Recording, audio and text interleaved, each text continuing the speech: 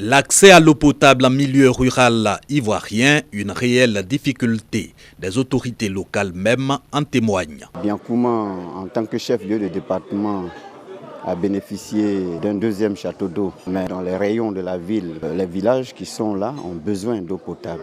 Je ne peux pas vous donner des statistiques précises, mais nous savons qu'il y a encore beaucoup de villages qui sont demandeurs de forage pour éviter de continuer à prendre de l'eau dans les puits.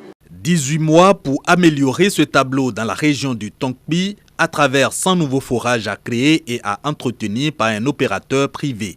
Idem dans l'indénié Douablin, sauf que l'opérateur qui va distribuer l'eau potable aux foyers ruraux est régional. Dans les deux cas, préfets, maires et conseillers régionaux vont se partager les compétences de l'État en matière de création et d'entretien de points d'eau. Il leur sera transmise donc la maîtrise d'ouvrage délégué, aussi la maîtrise d'œuvre.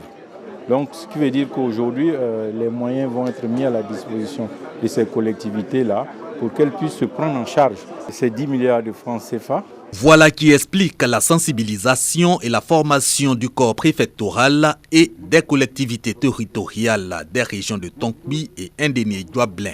Entre autres questions abordées, les implications juridiques, financières et institutionnelles, ainsi que le rôle de chaque acteur dans la gestion du service public de l'eau potable. Tout ce que nous avons reçu comme information et comme formation ici, nous allons au plan local réinvestir tout ça pour qu'ensemble nous puissions être efficaces. Objectif, accès de tous à l'eau potable en milieu rural, et ce sera au terme du programme hydraulique et assainissement pour le millénaire femmes, dont la phase pilote financée par l'Union européenne concerne les régions de Tonkpi et Indénié-Douablin.